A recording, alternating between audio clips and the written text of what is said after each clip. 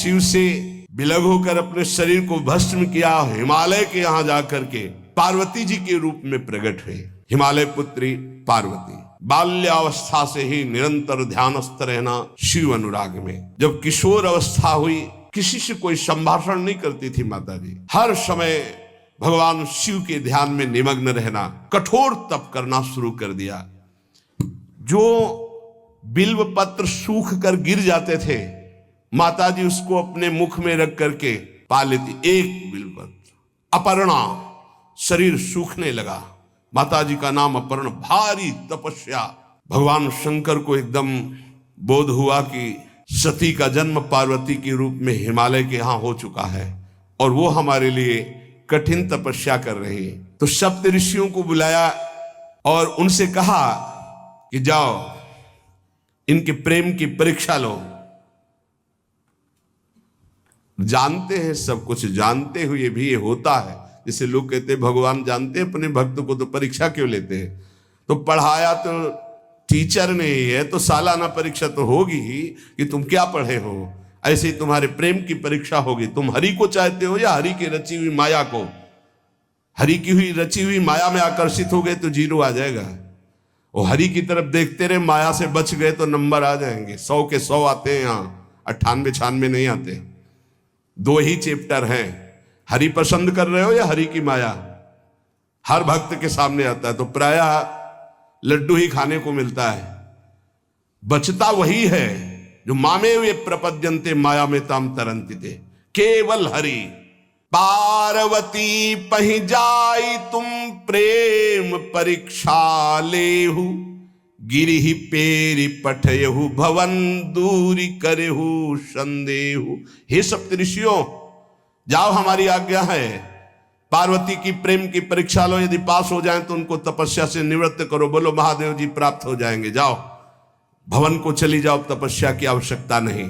ऋषियों ने जाकर के पार्वती जी को देखा, मानो मूर्तिमान तपस्या विराजमान हो, अस्थिमात्र हुए रहे शरीर, सूखे पत्ते बिल्व के। मुनि बोले, हिमांचल नंदिनी, इतना कठोर क्या प्राप्त करना चाहती हो? किसकी आराधना कर रहे हो? तुम्हारा लक्ष्य क्या है? यदि हम सुनने के अधिकारी हों तो आप कृपा करके बता सकती हैं। पार्वती जी ने कहा, मन बड़ा सकुचाता है आपसे ये बताने में। आप लोग कहीं मेरी हंसी ना उड़ा दें जो मेरा लक्ष्य है। मैंने भी बहुत सिखाने की कोशिश की, लेकिन मेरा मन नहीं मान रहा, हठ पकड़ लिया है। क्योंकि मेरे गुरुदेव ने मुझे जो आकर के बचपन में बता दिया, मैं वही हृदय से स्वीकार कर ली। मनु हठ परा सुनई न सिखावा, चहत बारी पर भीति उठावा। नारद कहा सत्य सोई जाना, बिनु पंखन हम चाहि उड़ाना। मुनियों, वैसे आप भी हंस दोगे। ऐसा लगता है जैसे हम भारी प्रबल धारा में बालू का बांध बनाना चाहती हैं। कहां भगवान शिव और कहां मैं? मेरे गुरुदेव नारद ने बचपन में आकर के कहा, तुम्हारे पति देवाधिदेव महादेव होंगे। बस मैं तब से अपने पति की प्राप्ति की आराधना कर रही हूं। पता नहीं आप मेरी बात सुनकर हंसेंगे कि मानो बिना पंख के मैं आकाश को छूना चाहती हूं। ऋषि हंस पड़े और कहा, बात तो सही है, पर्वत से उत्पन्न हुई हो तो इसलिए तुम्हारी बुद्धि भी हमें लगता है जड़ ही है। नारद के उपदेश से आज तक किसी का घर बसा है? नारद के उपदेश से किसी का घर बसा है? अरे जिस जिसका उपदेश किया उसको बैरागी बना दिया, गृहस्थी तो बनाया नहीं। नारद उपदेश सुनकर किसी का घर बसा हो, ऐसा दक्ष के पुत्रों को उपदेश किया, 10,000 को 1,000 लौट कर नहीं आए, सब बैरागी बन गए।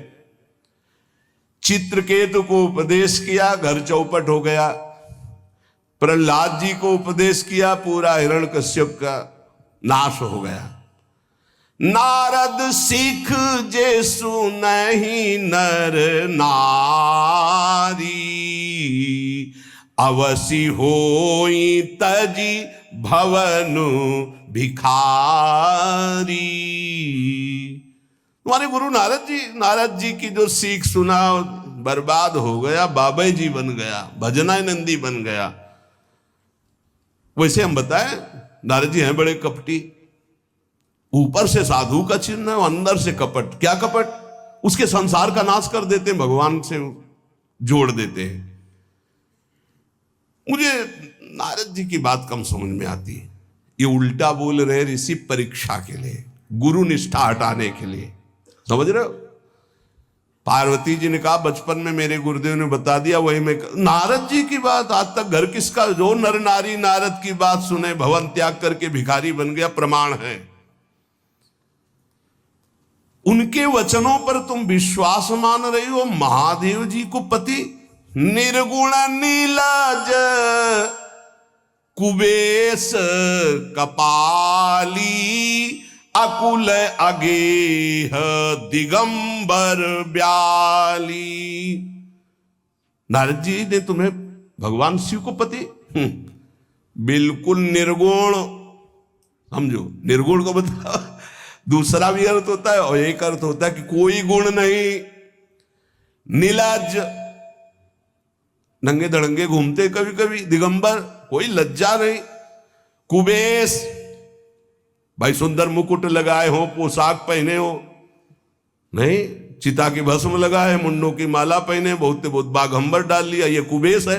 कपाली, मनुष्य के मुंडों की माला। अकुल, आज तक कोई पता नहीं लगा कि किस कुल के हैं महादेव जी, क्योंकि सब कुलों के मूल है, मूल का मूल वही है, उनके मूल कोई है नहीं। आगे एक दीवाल नहीं है, 60,000 योजन का एक बरगद का पेड़ है, उसी के नीचे रहते। 60,000 योजन, 1 योजन 4 कोस, 1 कोस 3 किलोमीटर। कितना बड़ा वटवृक्ष? कैलाश में एक वटवृक्ष जिसके नीचे रहते 60,000 योजन का। 6 ऋतुएं शोभा देती उसी वटवृक्ष के। और कोई घर तो है नहीं महादेव जी के। और आभूषण भूल मत करना, बड़े बड़े विषैले सांपों का आभूषण कोई सोना चांदी नहीं पहनते महादेव जी। हमें लगता है ऐसा दूल्हा के लिए ऐसा तप। नारद जी ने ठग लिया तुम्हें, पागल बना दिया तुम्हें। देवाधिदेव महादेव के सुनो, इन्हीं ने शिक्षा दी थी सती को। ऐसे बौरे पति मिले, आग में जाके शरीर भस्म करना पड़ा। इसलिए हम तुम्हें बता रहे हैं कि बहुत सुंदर दूल्हा हम देख के आए हैं। हम जान गए थे कि तुम तपस्या कर रही हो।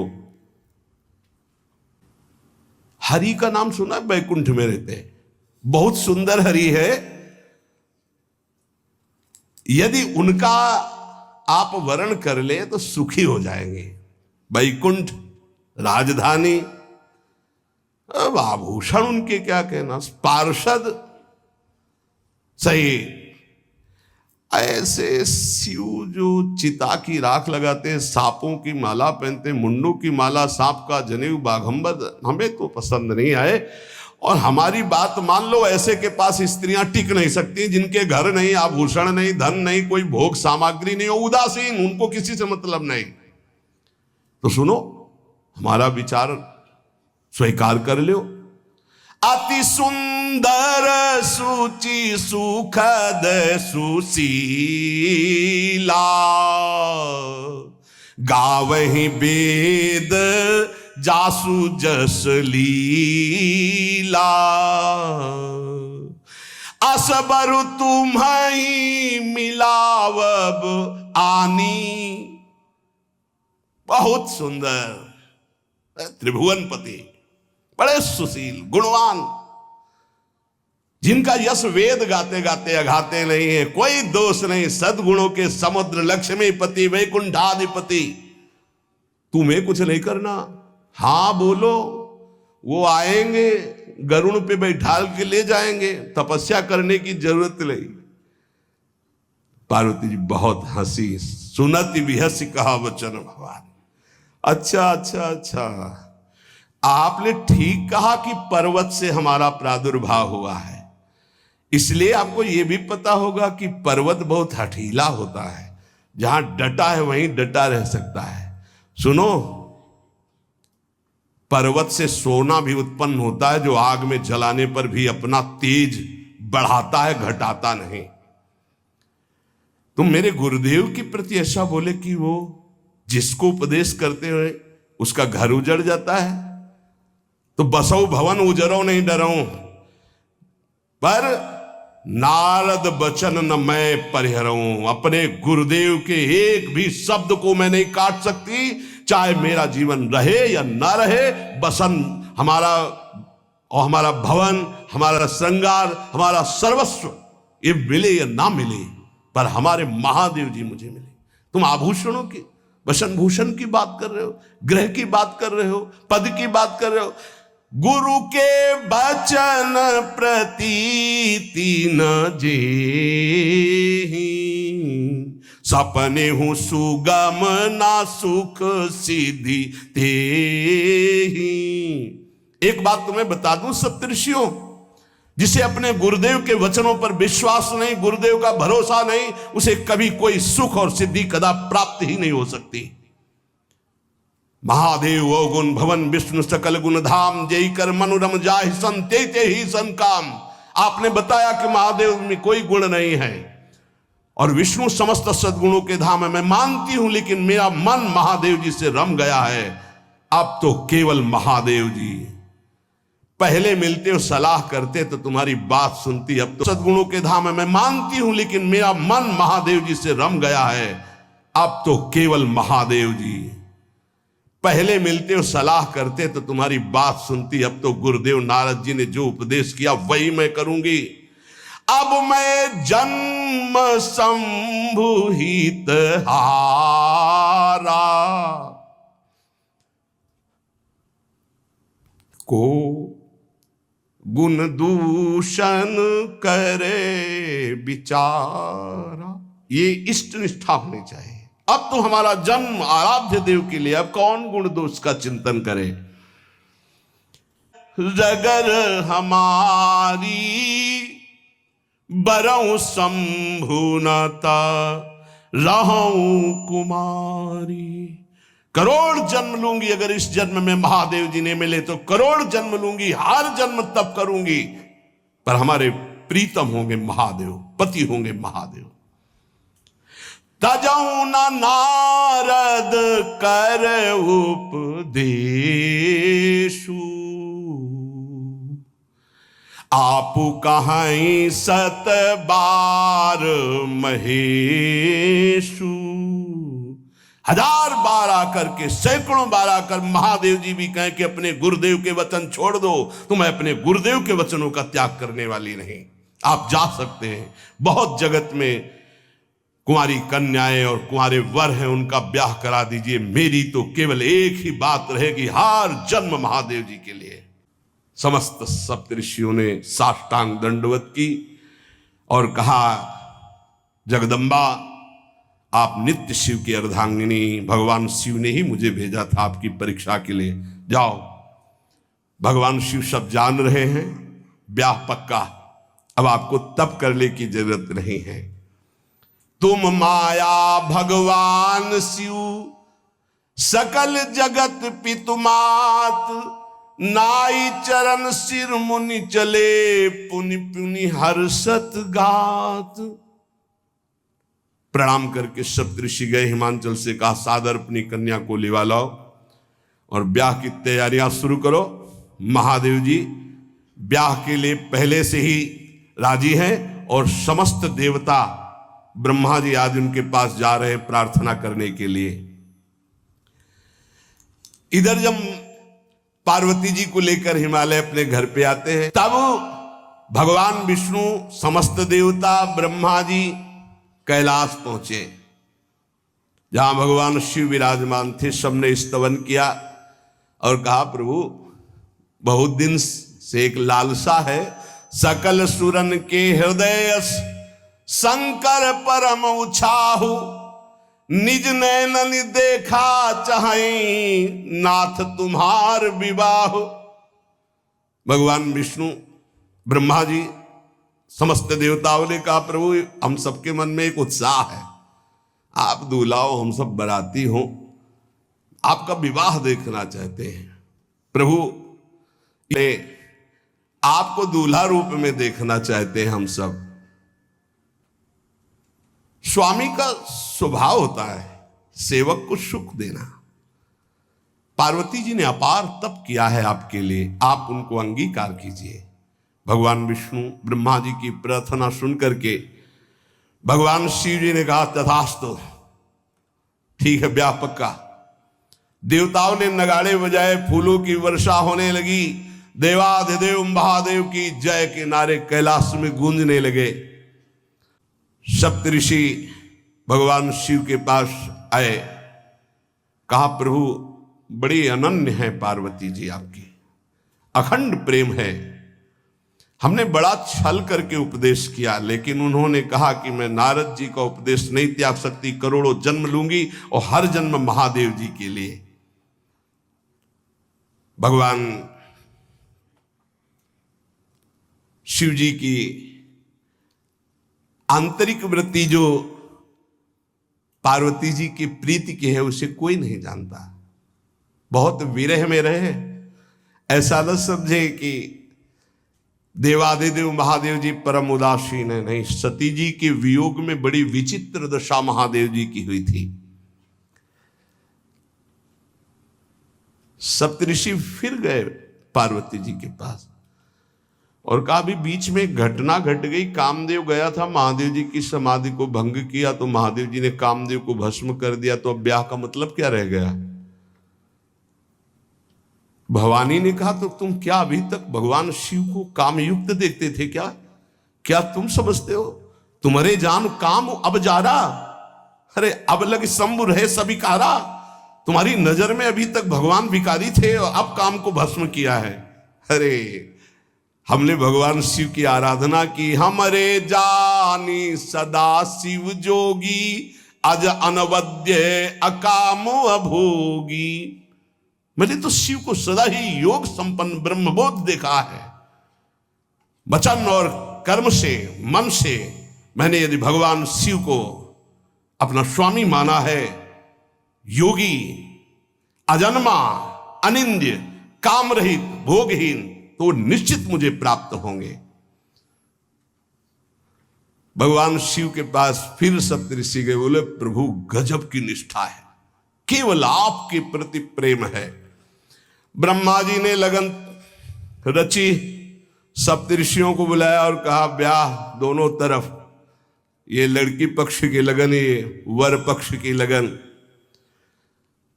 ब्याह तय हो गया, दिन नक्षत्र घड़ी, नगाड़े बजने लगे, देवताओं के लिए सुमन वृष्टि हुई। ब्रह्मा जी ने सबको बुलाया, हिमालय ने सबको निमंत्रण दिया, बड़े बड़े पर्वत भेंट लेके आ रहे हैं, बड़े बड़े रसनिधि समुद्र भेंट लेकर के आ रहे हैं। वहां भोजन पान के लिए हिमालय के पास कोई कमी थोड़ी थी, रस की नदियां बह रही थी, विविध प्रकार के रस, विविध प्रकार के फल, विविध प्रकार के भोग वहां सब व्यवस्थित किए जा रहे हैं। ब्रह्मा जी ने कहा देखो सबसे पहले नारायण की समाज रहेगी, दूल्हे की नहीं रहेगी, नहीं तो गाली ही पड़ेगी। हिमालय के यहां प्रवेश पाने के लिए बरातियों में सबसे पहले नारायण, फिर देवराज इंद्र का परिकर, वायु देवता, अग्नि देवता, सब देव, सबसे पीछे दूल्हा की बारात। बात तय हो गई। ऐसे ऐसे सब लगे संवारन सकल सुर, वाहन विविध विमान, हो ही सगुन मंगल सुबद, करहीं अप्सरा गान। सब अपने अपने वैभव संपन्न सब तैयार हो रहे हैं। बोले महाराज दूल्हे को तैयार किया जाए। शिव ही शंभुगन करहीं सिंगारा, जटा मुकुट अहि मोर संवारा, कुंडल कंकन पहिरे ब्याला तन विभूति, पट के हरि छाला शशि ललाट सुंदर सिर गंगा नयन तीन उपवीत भुजंगा गरल कंठ उर नर सिर माला अशिव वेश शिव धाम कृपाला कर त्रिशूल अरु डमरु बिराजा चले बसा चढ़ी बाजही बाजा देखी शिवहि सुरत्रिय मुस्काही बरलायक दुल्हनी जग नाही। दूल्हे की तैयारी हो रही भाई, चिता की भस्म, चिता की भस्म जैसे पाउडर ले गए पहले चिता की भस्म लगाई गई, अब जटाएं बांधी गई, जटा से त्रिभुवन का विनाश जब करना होता जटा खोलकर जब तांडव करते तो कोई नहीं बचता। जटाकटा संभ्रमं भ्रमण निलंप निर्झरी बिलोलवी चिवल्लरी विराजमान मूर्धनि धगत धगत धगत जो ललाट पट्ट पावके। तीसरा नेत्र मानव विश्व का विनाश करने के लिए उसे पटबंद किए हुए विशाल जटाएं। जटा का तो मुकुट सवार आ गया, अब जटा बंद है काहे से? सांप, ये मुकुट सांप और कुंडल करिया और भूरी भी थी। हाँ, सोने चांदी के लिए डंक मार दे तो बेहोश हो जाओ ऐसे। पहिरे ब्याला बाजूबंद छोटे फण वाले है, कोई पनिया कोई दुमहा ऐसे, और ऐसे जनेऊ वासुकी नाग, गले के माला भगवान का विभूत, ऐसा स्वरूप है। और शेर की छाल नीचे, शशि ललाट, द्वितीया का चंद्र, शशि ललाट ये मुकुट, द्वितीय का चंद्रमा, सुंदर सिर गंगा, माथे वाला बंद है, दो खुले हैं, उपवीत भुजंगा, जनेऊ वासुकी नाग, गरल कंठ, नीलकंठ विष यहां रोके हुए, और मुंडों की माला, हाथ में त्रिशूल, डमरू बंधा हुआ, नंदकेश्वर पे सवार। बोले ऐसे दूल्हा के लिए दुल्हन तो त्रिभुवन में नहीं मिलेगी, ऐसा दुल्हन दुल्हन का मिलेगी। अच्छा, दूल्हा सज गया, ब्रह्मा जी ने देखा, बोले महाराज आगे आपकी सवारी। नारायण भगवान उनके चतुर्भुज पार्षद, शोभा सुगंध सौरभ, आगे गरुड़ पे सवार, पीछे हंस पे सवार ब्रह्मा जी अपना परिकर, देवराज इंद्र, भगवान विष्णु जी दूल्हे की तरफ देखे, बोले महाराज विष्णु कहा अस बिहस तब बोल सकल दिशराज, बिलग बिलग होई चलो सब निज निज सहित समाज। कोई भी दूल्हे के पास मत फटको, पीछे रहने दो, सब अलग अलग समाज चलो, नहीं पानी नहीं मिलेगा हिमालय के अगर आगे ये हुई तो।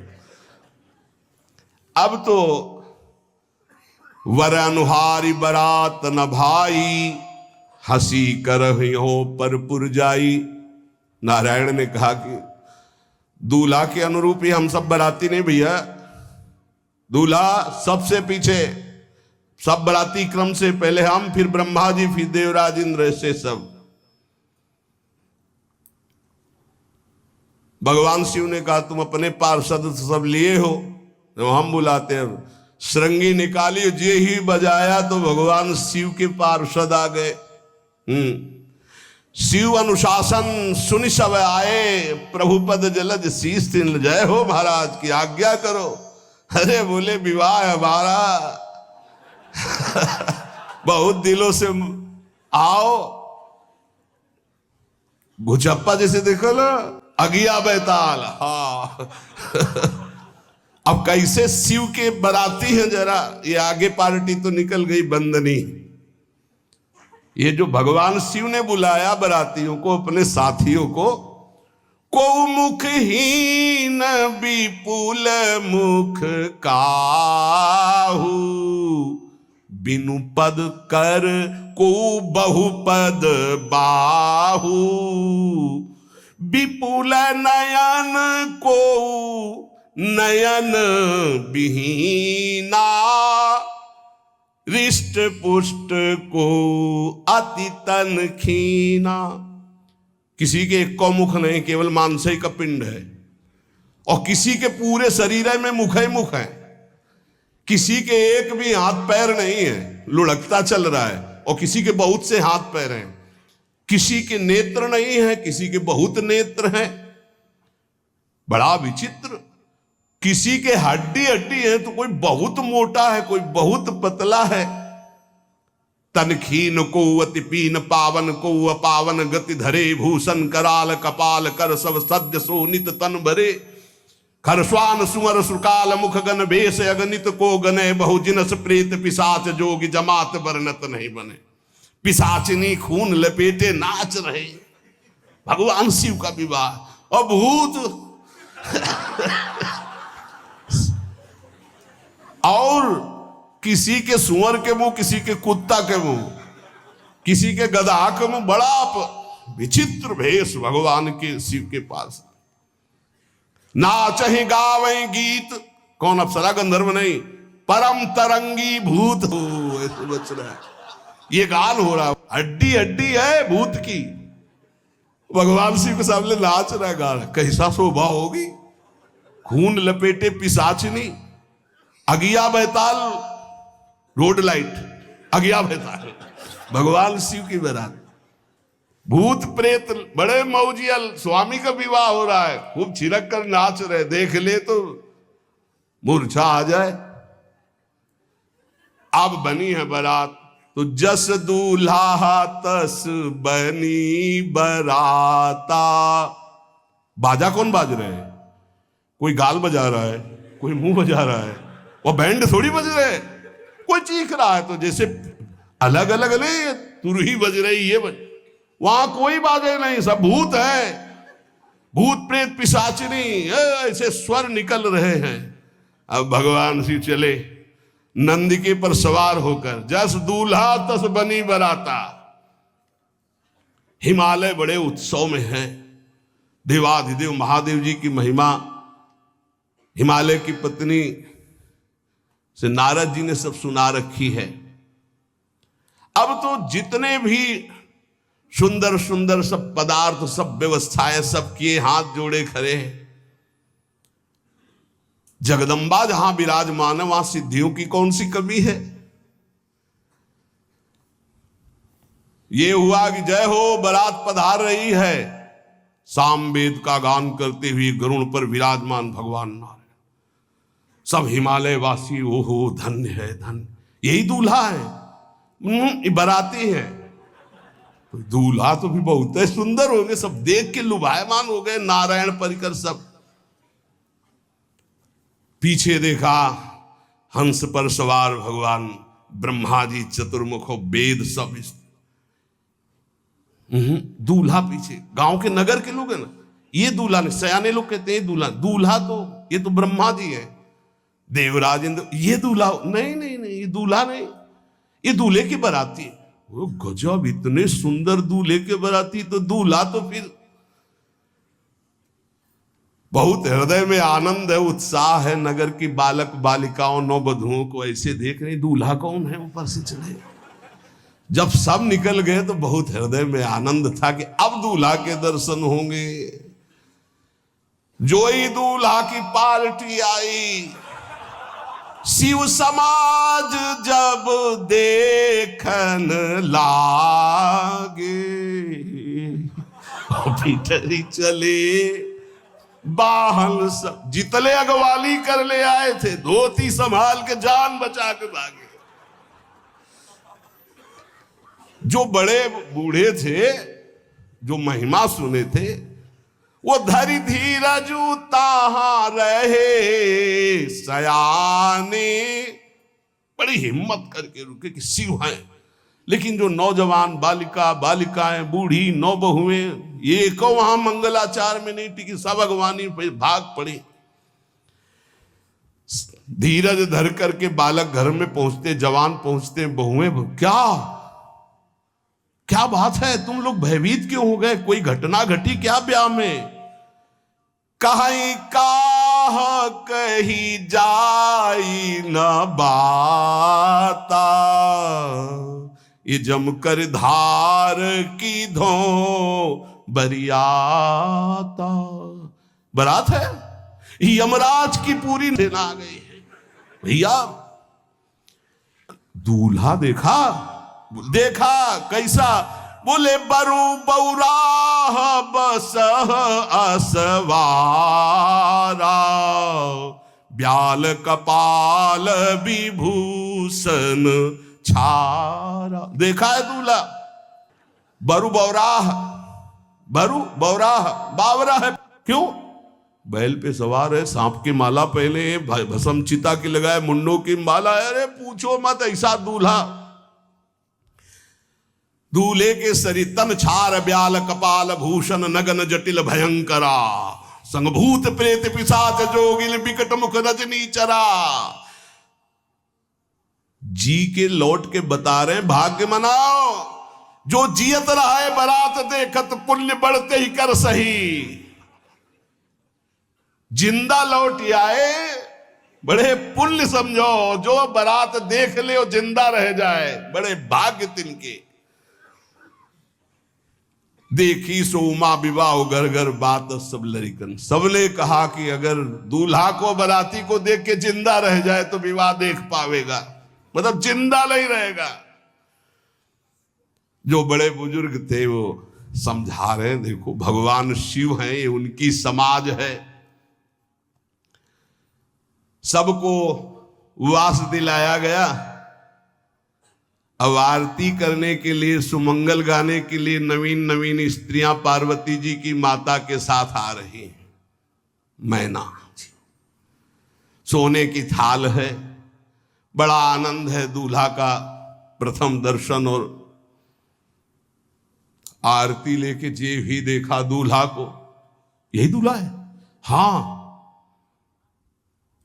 भारी रोष पैदा हुआ कि नारद जी ने बर्बाद कर दिया हमारा घर, हमारी बिटिया सूखे पत्ते खा के इसके लिए भजन करती रही। मैना जी ने पीछे मुड़ के देखा, एक भी नहीं स्त्री थी, अकेले थाली लिए खड़ी थी। लौट के आई, उन्होंने कहा कि सब भाग क्यों पड़ी? बोले प्राण बचाए, ऐसे ऐसे करिया फुसकार रहे थे। कोई थाली पटक दी, आरती की गई, पार्वती जी को गोद में बैठाला और रोने लगी। बिटिया ऐसे के लिए भजन किए हो, ऐसे के लिए तपस्या किए हो? आंसू भर के कहा कि विधाता की बुद्धि मारी गई, जिसने तुम्हारी जैसी सुंदर कन्या, वो ऐसा बावरा दूल्हा, ये संयोग रचा है, बुद्धि खराब हो गई ब्रह्मा की। कसकीन बरु बौराह विधि जय तुम्हें सुंदरता, त्रिपुर सुंदरी भगवती पार्वती जी। अरे जो फल लगना चाहिए कल्प तरु में, वो बमूर में लग रहा है। ये आज वही दिल उत्सव, ब्याह का उत्सव भगवान शिव। अच्छा तो मेरा निर्णय सुन लिया जाए मैना जी का, अगर मेरी बात नहीं मानी गई तो हिमालय के शिखर से अपनी बेटी को लेकर गिर के आत्महत्या कर लूंगी, ब्याह नहीं होने दूंगी, फाइनल। तुम सहित गिरते गिरो पावक जरो, आग में जल जाऊंगी अपनी बेटी को लेके, समुद्र में डूब जाऊंगी, लेकिन ऐसे बोरे बोरा जो ये बर है इसके साथ ब्याह नहीं होने दूंगी, पक्का। सब रोने लगी मैना जी का आदेश सुनकर। मैना जी कहती, हाय मैंने नारद जी का क्या बिगाड़ा था? नारद कर में काह बिगारा, भवन मोर जिन बसत उजारा। कितना बढ़िया सब चल रहा था। बेटी को उपदेश किया कि वर तुम्हारे शिव देवाधिदेव महादेव बर्बाद कर दिया सब। ऐसा बोला। सच्ची मैं ठगी गई नारद जी के द्वारा, पर अब अपना घर बर्बाद नहीं होने दूंगी। क्या जाने नारद जी बेटी का प्रेम क्या होता है। बांझ कभी प्रसव की पीड़ा जानती है? क्या जाने बाबा जी है हमारी बेटी हो ऐसा दूल्हा। जब देखा कि मां बहुत गुरुदेव को उल्टा सीधा बोल रही है तो उन्होंने कहा माता विचार पूर्वक। जननी ही बिकल बिलो की भवानी, बोली जुत विवेक मृदुबानी। मां विचार पूर्वक, तुम क्यों ऐसा आलाप कर रही हो? अगर मेरे भाग्य में ऐसा पति लिखा है तो तुम टाल नहीं सकती। कर्म लिखा जो बाउर नाहू, तो कत दोष लगाई काहू। तुम सन मिटे की विधि के अंका, व्यर्थ लेहु जनि मातु कलंका। मां मेरे भाग्य में ऐसा ही लिखा है, आप व्यर्थ में क्यों रो रही? जब पार्वती जी की ऐसी करुण बात सुनी तो सब स्त्रियां रोने लगी, विधाता को दोष लगा रही। नारद जी के पास हिमालय गए, बोले हम तो संभाल लेंगे, घर में सब गड़बड़ हो गया। अरे इनको समझाते कि ठीक से आते, कैसे आए हैं ये, जैसे विनाश कर ले आए हो। अरे ब्याह कर ले आए, घर में सब बिगड़ गया, मैना बिखर गई, ब्याह बंद, अब नहीं होगा, संभालो जाके। नारद जी गए और जाकर के मैना को कहा देखो ये इनका बाहरी रूप है, ये जो आपके यहां पार्वती के रूप में जन्मी, ये नित्य इनकी अर्धांगिनी सती है जो यज्ञ भवन में शरीर छोड़ करके आपके यहां जन्मी, ये इनकी नित्य संगिनी है।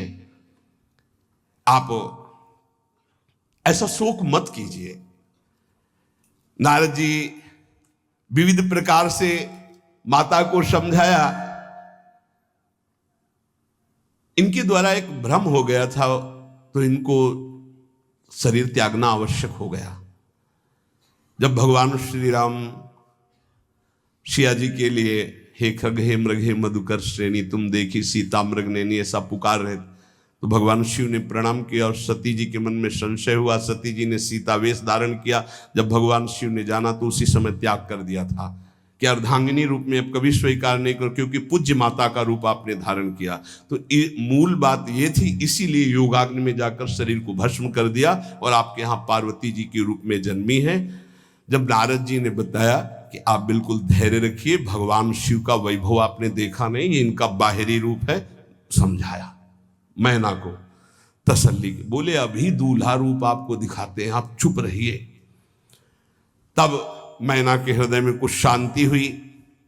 जितने गांव के नगर के सब लोग थे सबको सूचना पहुंची, डरो मत, भगवान शिव है, ये लीला कर रहे हैं। अभी नारद जी गए और बोले विवाह करना है कि नहीं करना, शंकर जी से कहा। बोले वह आए इसीलिए। बोले ये सब बंद करो आप, ये रूप से विवाह होता है? वह हमारी सारी जो बिचौलिया हमें पीट रहे हैं, हम उधर जाओ तो उधर, ये रूप हटाओ। बोले कौन सा रूप धारण करें? दूल्हा रूप धारण करो। भगवान शिव ने जे भी, बहुत सुंदर शिव है, कर्पूर गौरम जैसे चिदानंद। 16 वर्ष की अवस्था, हाथ में दर्पण और अद्भुत मुकुट धारण किए हुए, जटाएं ढकी हुई, गौर वर्ण, वो सुंदर रूप जो देखे सो मोहित हो जाए। ध्याये नित्यम महेशम रजति किरणिभम चारु चंद्रावतन सम। कैसा सौंदर्य रूप महादेव जी का। चलो अब जो जेवनार के लिए सब शुभ नववधुएं सब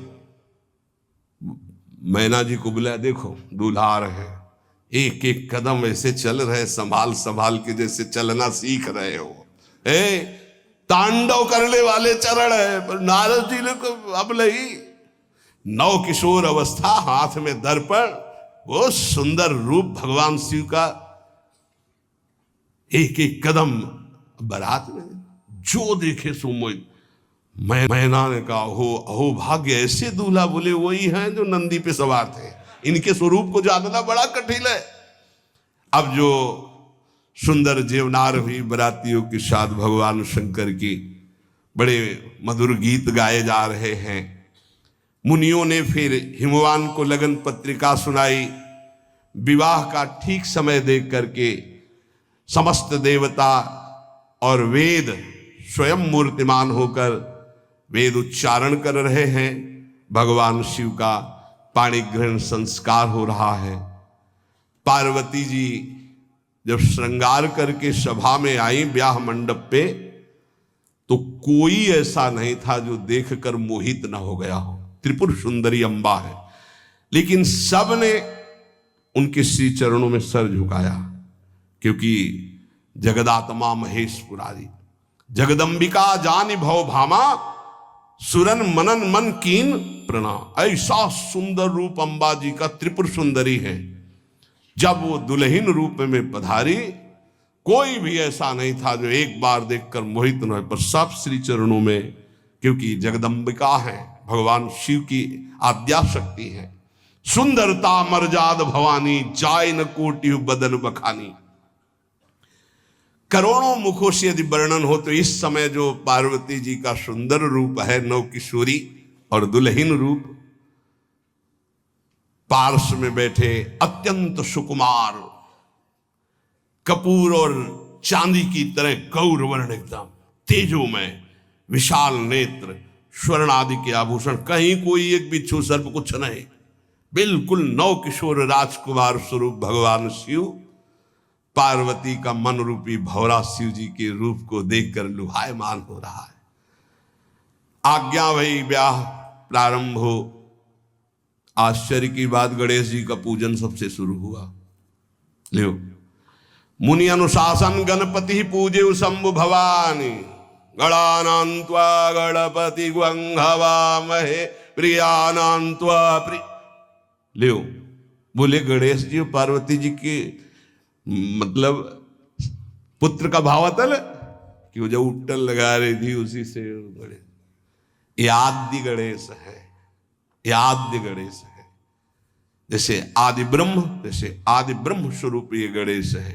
भगवान शिव और पार्वती जी ने प्रथम गणपति पूजन किया। मुनि अनुशासन गणपति ही पूजे शंभु भवानी कोसुनि संशय करे जनी। ये अनादि जी जान, कोई संशय मत करना कि वो पुत्र है जो पार्वती जी से प्रकट हुए। बोले नहीं, ये अनादि गणपति का पूजन हो रहा है जो ब्रह्म गणपति है। जस विवाह कै विधि श्रुति गाई महामुनिन सो सब करवाई। गही गिरीश कुश कन्या पानी भवई समर्पी जानी भवानी। पाणी ग्रहण संस्कार किया, कन्यादान। ये बहुत बड़ा गृहस्थ धर्म में परम पावन है। देखो, जो हमारी पूर्व धर्म मर्यादा की संस्कृति कितनी पावन संस्कृति है, जिसको आज हम भूलते चले जा रहे हैं, मनमानी आचरण करते चले जा रहे हैं। इसलिए गृहस्थ भी सुखमय नहीं रह गया है। गृहस्थ अगर धर्म के अनुसार हो तो उसको परम पद की प्राप्ति होती, परम मंगल होता है। बहुत ये जो हमारी धर्म मर्यादा है बहुत सुख देने वाली है, लेकिन इसका प्रतिदिन उल्लंघन ही होता जा रहा है।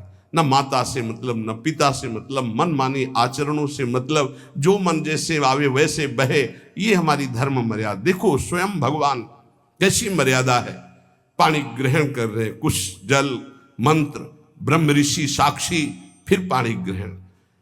पानी ग्रहण जब कीन महेशा